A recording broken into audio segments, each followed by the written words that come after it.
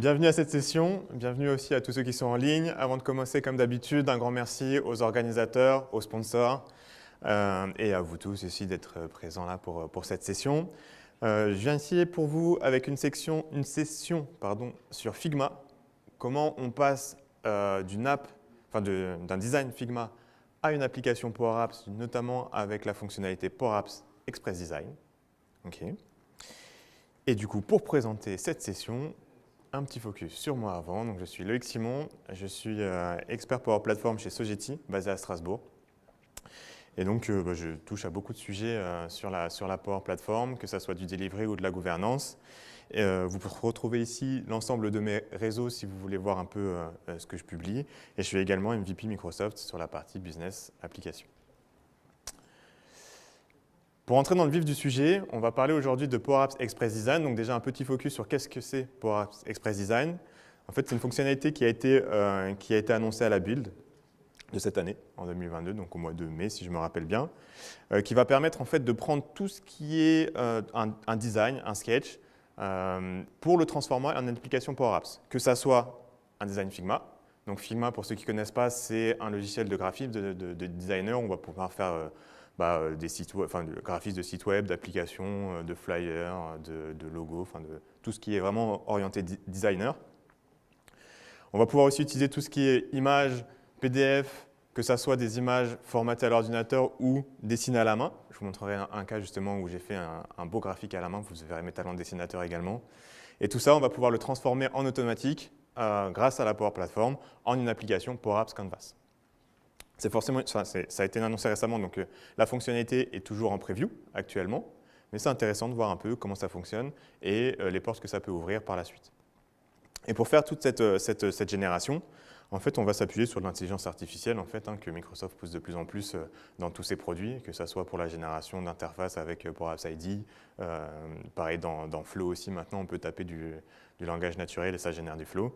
Et bien là, avec de l'IA, on analyse des images et on génère une application derrière.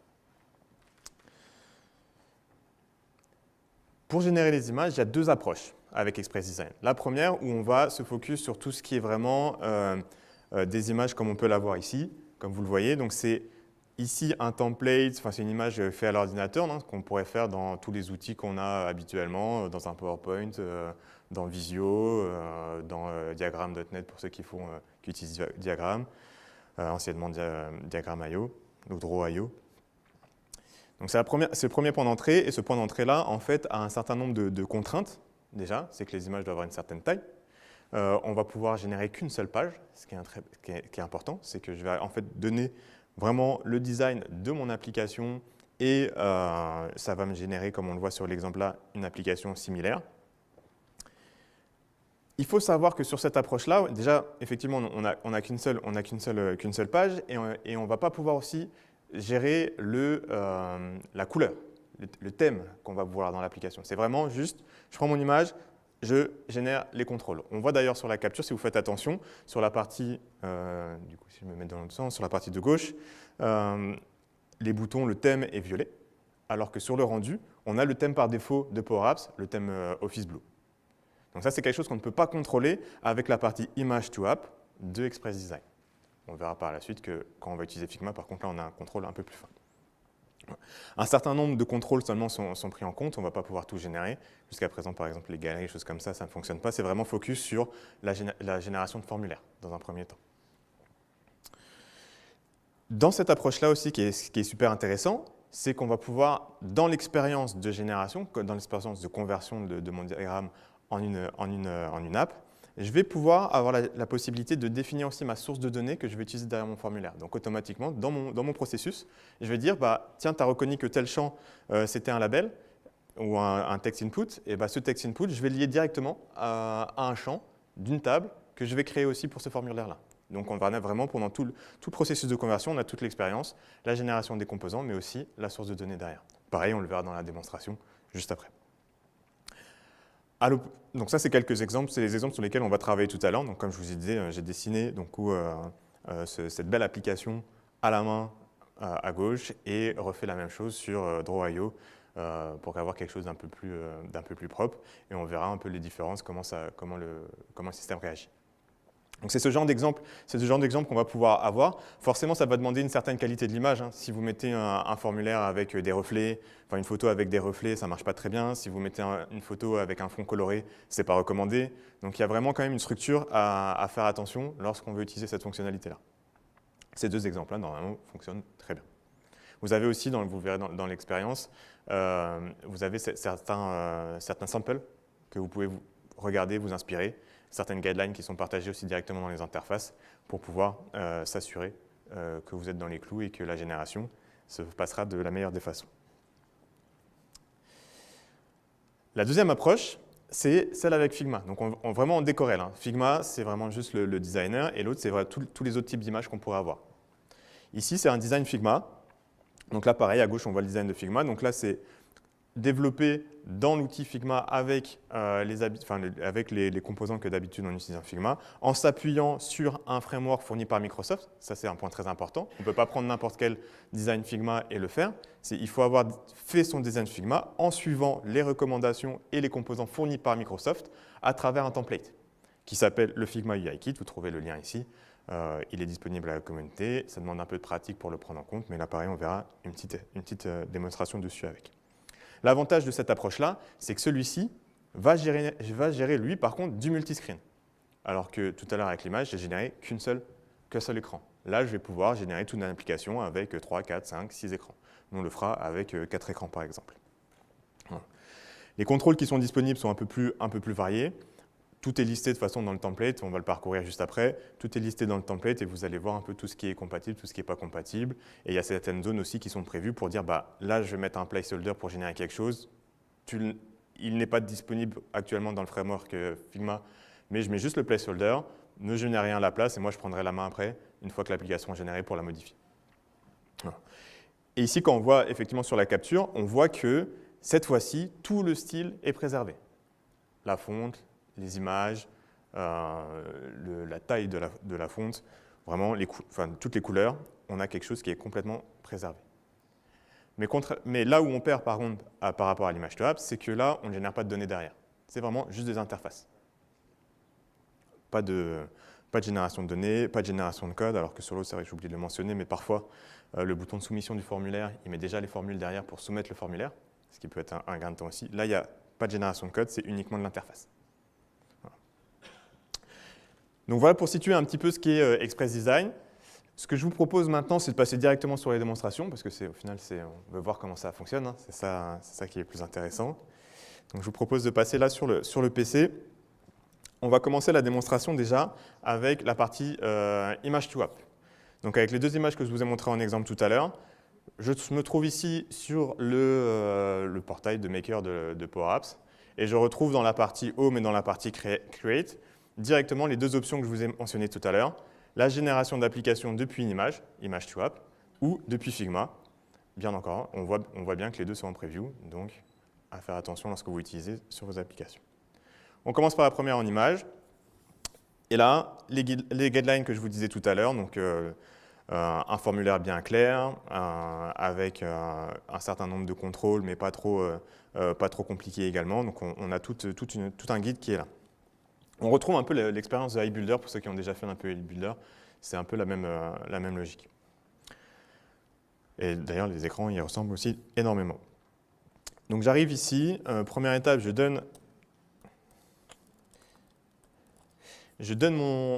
un nom à mon application, première chose. Je vais ensuite choisir une image sur mon PC. Donc c'est les deux images que je vous ai montrées tout à l'heure. On va commencer déjà par celle que j'ai dessinée à la main. Automatiquement, en fonction de l'image que vous a donnée, il va détecter si c'est un format tablette ou un format téléphone. Bien évidemment, vous avez la main pour le changer si besoin. À partir de là, il télécharge l'image, il va l'analyser et va vous proposer en fait de taguer dans cette image-là les différents champs. Lui va vous proposer certaines choses qu'il a déjà repérées. Donc là, encore une fois, on retrouve complètement l'expérience iBuilder, hein, pour ceux qui sont familiers avec. Donc il a remarqué que là, en haut, on avait donc un label de type texte. Donc il me l'a encadré en orange. Il m'a mis une petite légende là sur la partie droite pour voir que toutes les parties en orange, c'est tous des labels. La partie ici, rating, il me l'a bien reconnu, il m'a bien mis du rating. Ce text input ici, il ne me l'a pas reconnu. Donc là, j'ai juste à le dessiner à la souris. Je dis que là, il y a un champ, c'est du text input, et il va me le générer derrière. Pareil, ici, là, c'est du label, donc c'est bon. Là, par contre, pour le radio button, il ne l'a pas reconnu correctement.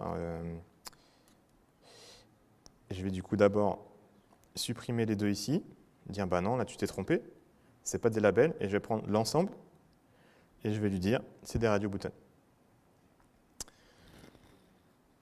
Ici, c'est un petit trait de design, il me l'a pris pour un slider, là pareil, je vais dire que c'est pas un slider, mais mets-moi un rectangle, et d'ailleurs, je vais prendre celui-ci aussi pour qu'il me le génère.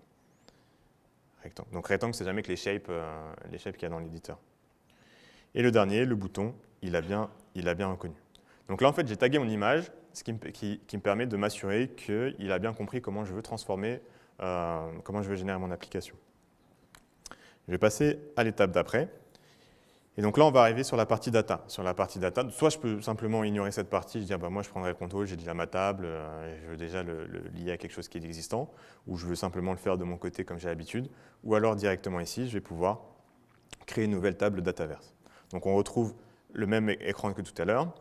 Il a repéré qu'il y avait les 3 champs principaux ici, et derrière, lui, automatiquement, il m'a généré 3 colonnes, enfin, il me propose 3 colonnes ici à suivre. Je peux, en cliquant dessus, changer le display name.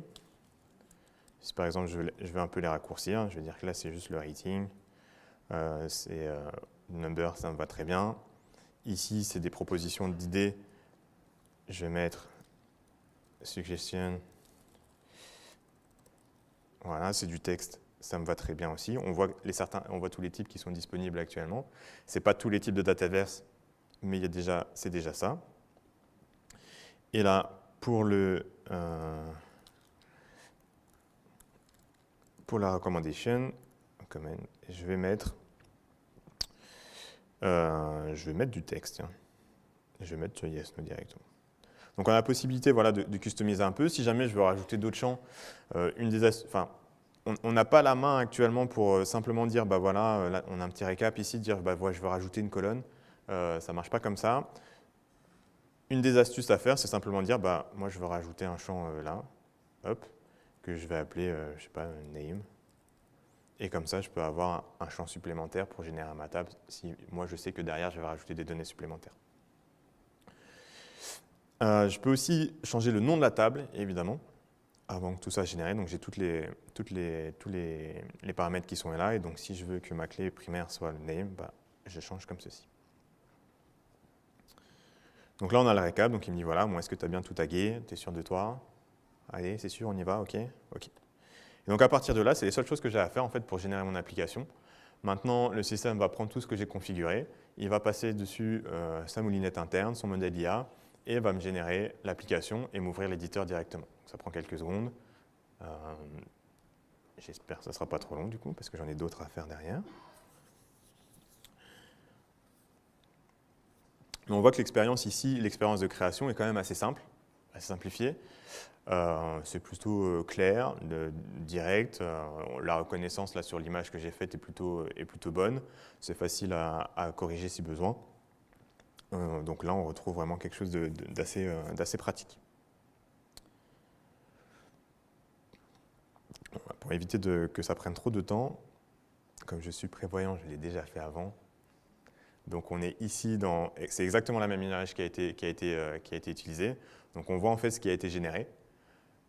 Ça ne ressemble pas tout à fait non plus. On voit qu'il y a quand même du travail à refaire derrière, mais on retrouve en fait tous les éléments que j'ai pu tailler. On a mon label, mon rectangle où j'avais fait un petit trait pour faire un peu esthétique, mes différents champs pour le rating, les recommandations.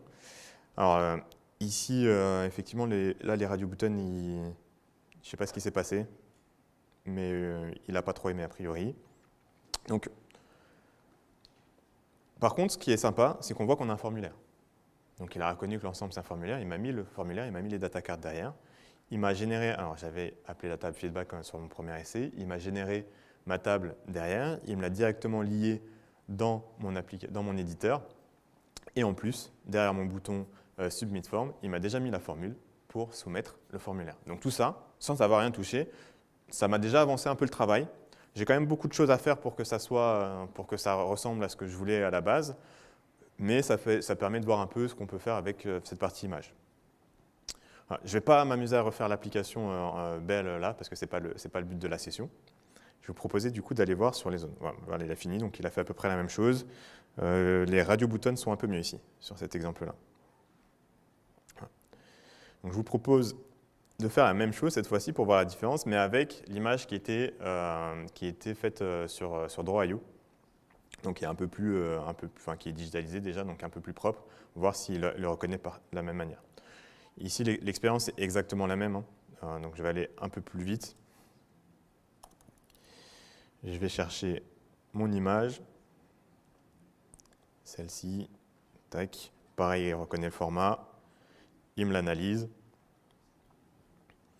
Il me le tag ici un peu mieux. Radio button, il les a trouvés. Text input est trouvé. Rating, c'est bon. Les labels, c'est bon. Il y a juste ces champs-là. Là, on voit qu'ici, par exemple, moi, c'est une shape, c'est pas un input ici. C'est un rectangle. Voilà. Et mon bouton, c'est bon. Voilà. Donc là, c'est très bien. Je vais passer la partie data. Vous avez vu comment ça fonctionne, hein. C'est exactement la même chose. Et là, pareil, la moulinette interne se met en place. A priori, il a été plus rapide. Donc là, vous voyez tout de suite, il m'ouvre l'éditeur. Hein.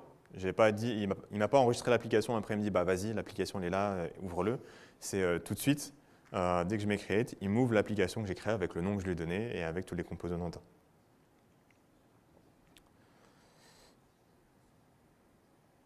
Voilà. Donc là, on a quelque chose qui est un tout petit peu mieux que l'autre, mais ce n'est pas non plus encore quelque chose de transcendant. Enfin, on est quand même assez loin de ce qu'on peut générer, enfin, de ce qu'on pourrait attendre. En tout cas, quand je me dis, tiens, je vais convertir mon image en application, j'aimerais bien avoir quelque chose qui est quand même un peu plus proche de la réalité. Mais en tout cas, c'est un premier bon début, c'est assez simple à faire. Donc peut-être que pour des personnes qui ont du mal à trouver les composants, à les insérer, des choses comme ça va quand même faciliter un peu le travail pour démarrer. La partie qui devient un peu plus intéressante, en tout cas en termes de génération, c'est quand on va parler de Figma. Figma, c'est cet outil-là. Est-ce qu'il y en a déjà qui sont habitués avec Figma? Il y en a qui utilisent déjà Figma? Très bien, ok. Il y en a quelques-uns dans la parce que... Personnellement, moi, j'utilisais déjà Figma avant cette feature-là, parce que j'aime bien que mes applis soient belles, donc je prends un peu de temps pour designer mes applis. Ici, c'est la... Je ne sais pas si on voit bien, oui, on voit bien. C'est en fait le framework qui est fourni par Microsoft pour designer une app selon les composants que Microsoft a mis à disposition. Donc c'est tout un guide, il y a plusieurs étapes, il y a plusieurs pages, pardon. Plusieurs pages qui nous expliquent un peu voilà, comment on doit démarrer, à quoi il faut faire attention, quel est le process. Quand je veux designer une app, voilà les étapes par lesquelles je dois passer, comment je dois la convertir après. C'est vraiment très, très bien expliqué. Et on va retrouver après l'ensemble des composants qui sont compatibles en fait. Ici, donc on a vraiment pas mal de choses. Le framework est plutôt bien fait. C'est vraiment bien structuré, bien guidé. Après, c'est sûr, si vous êtes nouveau avec Figma, ça demande forcément d'appréhender en fait simplement l'outil. C'est un nouvel outil à apprendre, c'est un outil de designer. Donc il faut aussi apprendre à utiliser l'outil. C'est pas magique. Donc il y a un ensemble de choses. Donc ce que je vous propose là avec Figma, c'est de repartir en fait de cette application sample. Donc ça, c'est l'application qui est fournie avec le kit. Hein. On va rajouter un écran dedans pour voir un peu justement comment on peut créer un nouvel écran, comment on peut créer une app, comment on peut designer les choses avec ces composants-là. Finalement, c'est une session plus au Figma Design que Power Apps. Hein. Mais je ne touche pas à Power Apps là aujourd'hui, ce soir. Donc pour ce faire, je vais aller dans mes assets ici. Donc les assets, en fait, ça liste tous les composants en fait, dans Figma. On peut créer des composants réutilisables, un peu comme dans Power Apps. Et donc, en fait, chacun des composants que vous allez voir ici est un composant réutilisable. Il va falloir que je travaille avec pour designer l'ensemble de mon application. Dans un premier temps, je vais aller chercher un écran. On va essayer de refaire la même que celui-ci, quelque chose d'un peu similaire pour garder le même thème. Je l'enlèverai après, bien sûr. Donc j'ai mon écran. Je vais déjà, première chose, comme c'est précisé, detach before adding component, donc je vais détacher l'instance. Alors détacher, c'est j'ai ajouté une copie de mon composant et je veux casser le lien entre le composant principal. Et moi, ce que je fais pour éviter que ce que je modifie là modifie tous les autres endroits où mon composant est utilisé. Je vais enlever le texte parce que je n'ai pas besoin du texte. Je vais pas m'embêter, je vais aller déjà renommons l'écran. Ça sera mon écran de feedback. Je vais aller chercher la même image. Tac. Pardon, c'est celui-là. Chercher la même image de fond. Je ne vais pas m'embêter, le même bouton et le même petit trait ici que je vais coller comme ça, histoire de gagner un peu de temps. Et ensuite, je vais aller chercher un formulaire. Donc là, dans la partie, tout est structuré. Hein, on voit pour le design phone, les screens, les parties scrollables et tous les composants qui sont ici. Donc c'est assez facile de naviguer dedans. Je vais aller chercher mon formulaire que je vais mettre dedans ici, à peu près au milieu, à peu près. Le détacher, pareil, de toute façon c'est recommandé de nouveau au milieu. Et là, je vais pouvoir ajouter certains alors, je vais déjà vider ce qu'il y a dedans de nouveau aussi. Je vais enlever le texte qui est là pour pouvoir maintenant ajouter mon rating d'abord. Donc c'est celui-là le rating. Je vais rajouter mon input. Je l'ai configuré après, vous verrez, pour changer le slider en étoile par exemple, et mon radio button ici. Je vais aller mettre mon header aussi. Alors, je vais reprendre le header là. Alors, pourquoi je prends le header là? Dans la liste ici, dans les cards, alors pour la structure, hein, pour ceux qui ont l'habitude de travailler avec les forms, dans les forms, on crée des data cards. Bah, ici, c'est la même logique. J'ai mis mon form et après, je vais rajouter des data cards dedans. Dans la liste des data cards, ça c'est le petit clin d'œil à Microsoft, il y a un header, mais là, je ne vais pas l'utiliser parce qu'en fait, il est buggé. Du coup, quand je génère mon application, ça fail. Si jamais vous m'entendez. Il faut le corriger. Donc je vais aller chercher. Merci Pierre. Je vais chercher ce. D'ailleurs, même dans le sample, ils ne l'utilisent pas. Sign up. Donc je vais aller chercher celle-ci qui fonctionne et je vais la mettre dans mon form ici. Voilà, je vais la remettre au-dessus. Je vais enlever ça qui ne m'intéresse pas. Je vais changer ça, le titre, en feedback. Je vais prendre tout cela, je vais les raccourcir un peu.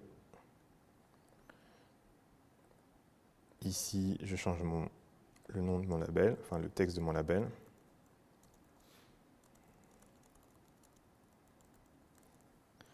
Alors je pourrais changer la taille de la font et compagnie.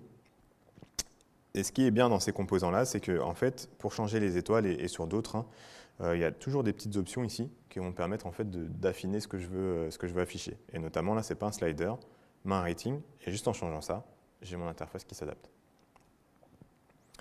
Pareil pour le reste. Ici, donc je vais continuer. Ah, pardon.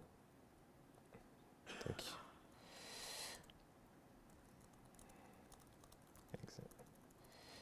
Better, voilà, parfait. Mon texte, très bien, je vais le garder comme ça. Ici, pour la recommandation. L'idée dans cet exemple, c'était de voir un peu les différents types de contrôles qu'on pouvait générer. Et je vais aller dire, bah, moi j'ai que deux options là. Donc dans mes options, donc on voit comment c'est structuré dans la partie gauche, dans l'arborescence. Donc j'ai ma data card qui est composée d'un label, puis de ma partie radio button. Et je vais aller dire, bah, moi j'en veux que deux, donc je vais cacher les autres. Et là, je vais pouvoir dire, celui-là, ça sera yes. Et comme on est au PPFS, celui-là, ça sera yes aussi. Hein, je vous invite à recommander cet event. Et à partir de là, alors on est presque prêt, histoire de faire ça bien. Là, je vais enlever le gris, je vais mettre du blanc. Donc, toutes ces couleurs-là, c'est aussi des couleurs qui viennent du template, c'est les couleurs officielles de Power Apps. Et je vais mettre mon form juste derrière, voilà, mon bouton submit et ma chaise. Je vais la remonter un petit peu pour que ça soit un peu beau. Et on y est. Voilà. Donc là, j'ai quelque chose qui ressemble quand même assez fortement à mon image. qui est plutôt stylé. Donc, je vais enlever mon image pour faire la génération. Donc maintenant que j'ai fait ma partie Figma, on va voir comment je vais utiliser ça dans Power Apps. Je repasse sur mon portail. Donc ça, je sors de là, je reviens sur le portail Maker. Et donc là, on a vu la première option. On va passer sur la deuxième option de Figma. L'expérience est complètement différente. Les erreurs, c'est parce que j'ai fait beaucoup de tests avec PPFS avant, donc le nom de l'app existe déjà. Et je vais aller chercher le lien de la page ou de la frame. Alors, la différence, c'est que si je prends toute la page, donc ce qu'on appelle une page dans Figma, c'est quatre écrans qu'on a dedans. Donc je vais aller sur ma page ici, faire un clic droit et copier le lien. Ça veut dire que Express Design va analyser tous les écrans, tout ce qui est contenu dans cette page. Si je veux générer juste un écran parmi tout cela, je vais faire la même chose, mais directement au niveau de la frame, au niveau de l'écran. Et donc là, dans Copy-Page, je peux copier le link. Moi, je veux qu'il me génère absolument tout, donc j'ai pris le lien de toute la page. Et je vais maintenant dire, je vais donner un token d'accès à Power Apps pour aller se connecter à mon compte Figma, tout simplement pour lui donner l'autorisation d'aller chercher mon design. Pour ce faire, je retourne dans Figma, dans les settings de Figma, c'est assez simple. On retrouve ici la partie Access Token et je vais générer un token pour le PPFS. Il m'affiche le code, je le copie, je rebascule sur mon éditeur Power Apps, je le colle et je vais dire est-ce que c'est une tablette ou est-ce que c'est un téléphone. Alors là, vu qu'il n'a pas encore analysé, il ne peut pas me le dire, c'est à moi de le décider. Et si tout se passe bien, ça me crée mon application. Donc pareil, ça se connecte à Figma, ça fait sa moulinette en interne, ça me génère mes composants, ça m'ouvre l'éditeur après, une fois que ça a fini. Profitez pour un coup.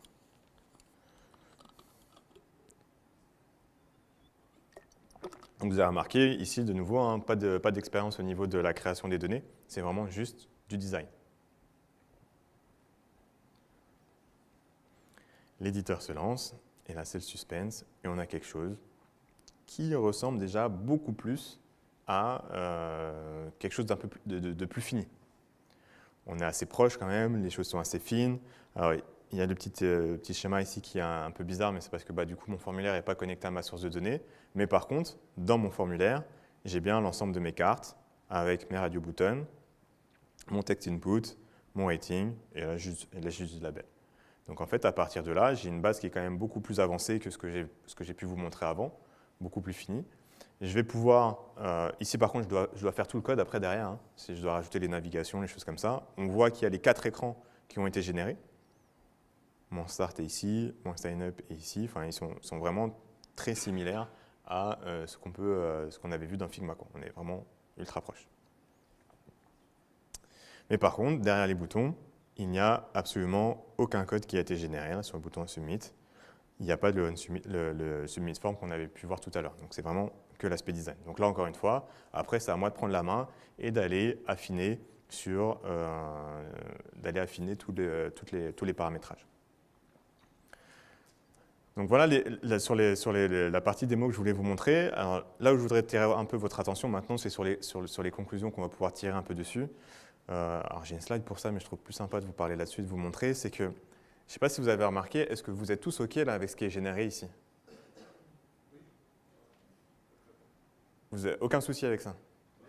Alors moi personnellement, il y a des gens qui me disent non, ça me rassure. Moi personnellement, je suis un peu toqué. Les noms des composants comme ça, moi je ne peux plus dormir après. Personnellement, j'aime bien mettre des conventions de nommage dans mes contrôles. Comment? Ça m'arrive quand je ne fais pas de Power Apps. Enfin, c'est Emmanuel qui vit Power Apps a priori. Donc, moi, c'est les conventions de nommage que je vois ici. Ça ne me plaît pas trop. Et je pense que là, si je devais repasser sur l'application, ça me paraîtrait encore plus contraignant d'appliquer ma convention de nommage une fois que tout est généré, de tout repasser, parce que faut pas se le cacher, c'est fatigant, c'est contraignant de tout renommer avec les bons chiffres. Et en plus, je ne suis pas forcément dans l'expérience de création, dans le contexte de chaque écran, et donc il faut que je me replonge en plus à dire à quoi il sert ce composant-là, le rechercher dans l'écran, donc ça peut être fatigant. Et si on va aller un peu plus loin après aussi là-dessus, c'est que dans ce qu'on voit ici, alors, je ne sais pas si tout le monde l'a déjà adopté, mais depuis quelques temps, il y a les containers qui sont sortis dans Power Apps, qui permettent de faire des choses assez sympas. Et là, il n'y a aucun container qui a été généré. Je n'ai pas trop creusé le point non plus côté Figma s'il y avait des composants particuliers pour dire tiens là je veux absolument un container et mets-moi un container et s'il le fait. Donc voilà, mais à première vue et des échanges que j'ai eus, les containers ne sont pas générés, donc on va aussi se bloquer des portes. Donc pour certains use cases, ça ne va pas poser de problème, hein. Mais dès qu'on va vouloir avoir des choses un peu plus avancées, ou peut-être ça va évoluer par la suite, ou si on va faire du responsive, et ben là ça va être plus compliqué. Et je pense que le temps que je vais passer à repasser dessus, peut rebuter un peu au début. Alors bien sûr, on est en preview, hein, c'est du preview, c'est un début. Je trouve que finalement le rendu visuel est plutôt sympa, donc ça peut quand même aider dans certains cas. Mais ça reste à challenger un peu, à voir comment on arrive après à pousser cette fonctionnalité-là sur des projets un peu plus qualitatifs, un peu plus industriels, comme on pourrait le faire dans la plupart comme pourrait le faire la plupart des partenaires Microsoft chez leurs clients. Parce que moi je dis toujours, les partenaires sont censés amener de la qualité. Si les partenaires viennent pour faire du citizen dev, bah autant le faire avec vos utilisateurs chez vous. Donc ça, c'est la première chose. C'est les points les plus importants. Et aussi, un point très important aussi, c'est qu'il ne faut pas oublier que, dans tout ce que je vous ai fait dans la démonstration, j'ai passé plus de temps dans Figma que sur Power Apps. Et donc, en fait, ça veut dire que vos développeurs, si vous voulez mettre ces outils-là dans les développeurs, soit ils doivent travailler en collaboration avec des UI UX que vous avez dans vos entreprises, et là, tant mieux, ils travaillent ensemble, ils sont guidés pour voir un peu comment designer le Figma, et une fois que le Figma est fait, il donne au développeur et il génère l'application. Soit il n'y a pas de designer, et dans ce cas-là, est-ce que le développeur va réussir à prendre en main, alors quand je dis réussir, est-ce qu'il a envie de prendre en main, parce que s'il arrive à prendre en main d'autres outils, je pense que Figma, ça devrait aller, mais est-ce qu'il a envie de prendre en main un nouvel outil de designer qui n'est pas forcément son métier pour pouvoir accélérer comme ça? Est-ce que ça va vraiment lui faire gagner du temps? C'est aussi ça, une question à challenger. Alors, il n'y a pas de bonne et de fausse réponse. C'est une question à se poser en fonction de vos use cases, en fonction des personnes avec qui aussi vous travaillez, pour voir si c'est pertinent ou si ce n'est pas pertinent d'utiliser cette fonctionnalité-là. Voilà. Est-ce que du coup, vous avez des questions?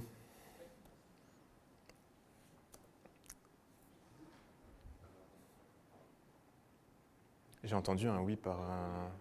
Ça arrive. Parfait. Une première ici. Merci. Alors, est-ce qu'il y a en fait la possibilité d'ajouter à une application existante un seul écran de Figma? Très bonne question, j'ai oublié de le préciser effectivement. Non. Voilà. Réponse très claire. Non, c'est pas possible. En fait, alors je ne sais pas si c'est prévu. J'ai pas échangé avec les équipes Microsoft pour voir un peu la roadmap sur cet outil-là.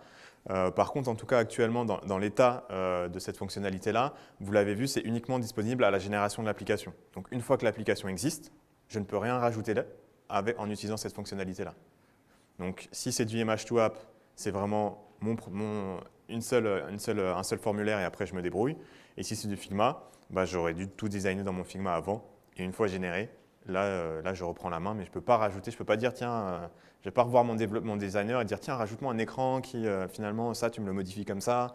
Là je voudrais un nouvel écran pour faire cette fonctionnalité. Ça ne marche pas. Après on retourne dans le développement classique Power Apps. Pour faire un peu plus long que juste non. Yeah. Ouais. Je me permets, il y a une question en ligne. Je t'en prie.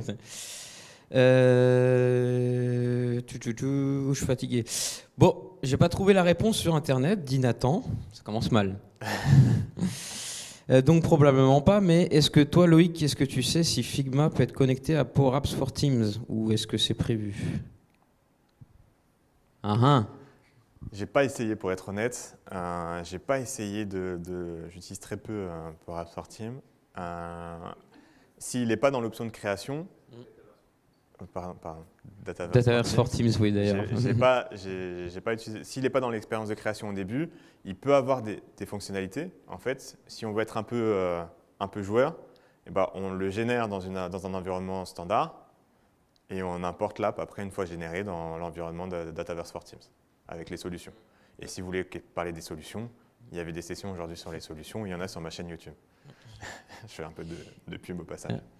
Et il y en a une autre. Peut-on designer plus sur le kit Figma pour avoir une Power Apps plus jolie?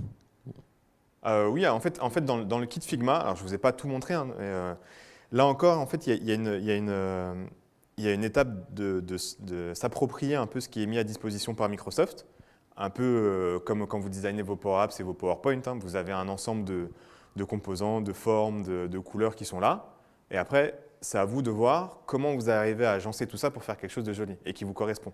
Donc là, il faut parcourir en fait il faut parcourir tous les exemples qui sont ici, parce que c'est jamais que les contrôles simples, hein, mais rien n'empêche après aller de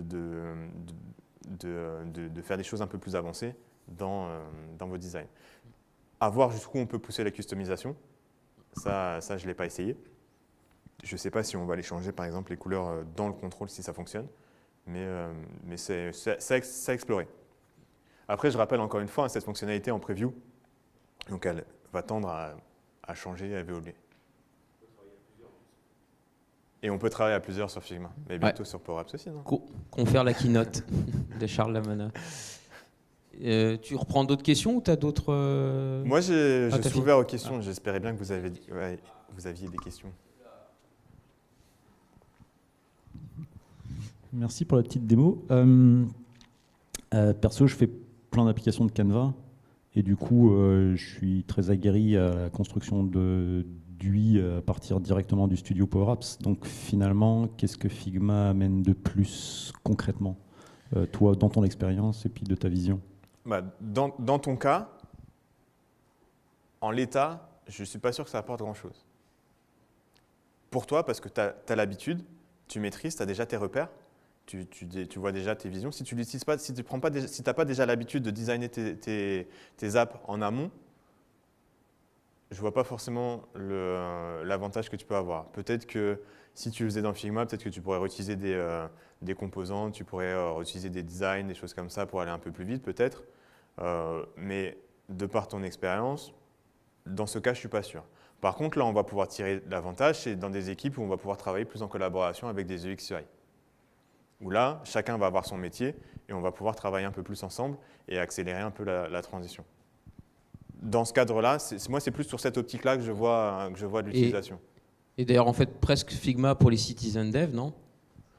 Aussi, après, oui, aussi. Microsoft, en marketing, il pousse un petit peu comme ça. Mais ok, ouais, en fait, là, on est vraiment dans un outil qui ferait peut-être un peu moins peur aussi que Power Apps, parce que Power Apps, c'est du low-code, donc c'est code, donc ça fait peur. Là, on est dans un outil design, tout le monde aime faire du design. Enfin, on met de la couleur, c'est joli, on fait des choses beaux. Donc peut-être que ça fera moins peur. Non, pas tout le monde, d'accord.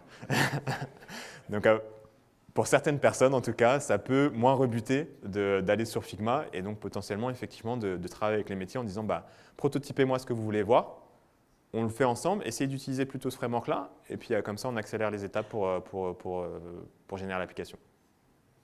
Il y a d'autres questions a priori?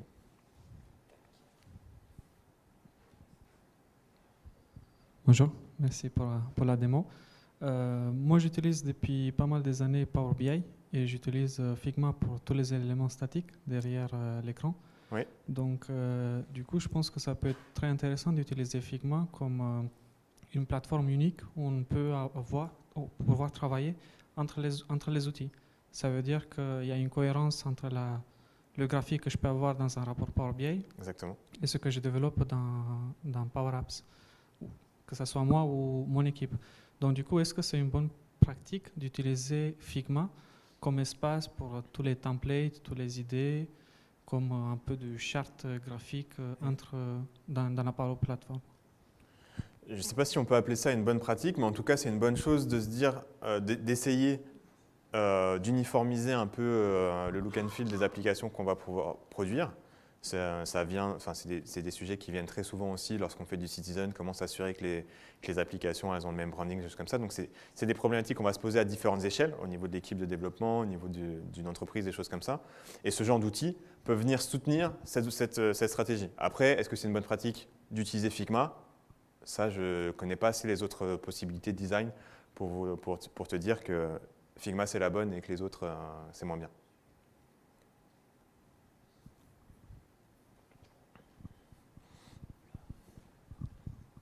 Merci déjà. Non, moi j'aime bien Figma aussi en vrai, hein. Mais c'est pas le cas de tout le monde. Je me posais la question, on a pu importer tous les écrans, enfin toutes les frames qui étaient dans Figma. Est-ce que tu as essayé, ou est-ce que c'est marqué dans les limitations ou quoi, d'utiliser les prototypes pour créer des liens entre les écrans et est-ce que sur l'import il sait directement créer les navigations? Alors, c'est pas précisé dans le guide de documentation et je l'ai pas essayé. Mais effectivement, parce que pour expliquer un peu, c'est que là, j'ai fait que le design statique, mais Figma va permettre aussi de simuler la navigation entre les écrans. Donc, je pourrais très bien dire, quand je clique sur tel bouton, je navigue sur un autre écran. Et donc, potentiellement, on peut imaginer qu'on pourrait récupérer ces informations-là pour le transformer en code côté Power Apps quand je fais la génération. Actuellement, je ne l'ai pas vu dans la documentation et je ne l'ai pas testé, donc je ne pourrais pas te dire, mais effectivement, c'est une piste à creuser. Ok, merci. Pour la petite histoire, je viens de vérifier dans Dataverse for Teams, comme l'expérience utilisateur n'est pas du tout la même pour la création d'applications, quand tu fais nouveau, il génère directement une fenêtre avec le studio, tu ne passes pas du tout par une interface. Voilà. Dans ce cas-là, c'est ce que je disais tout à l'heure, il faut ruser et le générer dans un environnement normal, exporter la solution et le réimporter dans votre environnement Dataverse for Teams. Moi, Microsoft, ils vont certainement le rajouter, je pense, après. Ou pas. A priori, Microsoft n'est pas d'accord. Ah.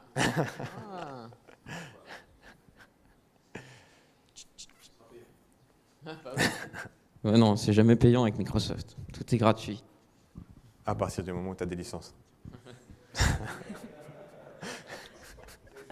Oui, alors j'ai une petite question. On a, nous, un client, ça n'existait pas, c'était l'année dernière, mais on a fait une application avec un modèle avec lui, un template, une charte graphique. Et après, il y a un designer qui est passé sur l'appli, en phase de recette, donc qui nous a refait toutes les maquettes avec les liens, etc., sur Figma. Oui. Est-ce que c'est possible, du coup, aujourd'hui, de partir d'un Figma classique pour le convertir avec ce pack Power Apps ou pas? Alors, il faut repasser sur le Figma. Oui. Pour changer les composants. Ah ouais, il faudra changer les composants. Voilà, donc il faut retravailler Figma. Il faut travailler Figma. Moi, j'ai fait un essai sans utiliser le framework. C'est pas aussi bien. Ok. Donc il faut vraiment suivre les guidelines. Il y a des choses qui se génèrent bien, il y a des choses qui se génèrent moins bien. Donc si on veut vraiment que le faire proprement, il faudrait retravailler le Figma que le designer a donné en incorporant les composants fournis dans le kit par Microsoft. Ouais, donc ça fait beaucoup de manipulation finalement pour retravailler des choses existantes. Oui. Ouais. Donc c'est pour ça en fait, avant de se lancer là-dedans, il y a peut-être une réflexion sur la stratégie, comment vous voulez utiliser ça, avant de se lancer sur des refactorisations de chartes graphiques entières. Quoi. Ça marche. Merci. Est-ce qu'il y a encore une autre question? Non. En ligne par contre, non. Merci Loïc. Merci à vous. Merci pour vos questions. Et je reste joignable pour tous ceux, je reste encore un peu sur site si jamais vous avez des questions, si vous voulez échanger. Et sinon, disponible en ligne sur les différents réseaux. Merci à vous.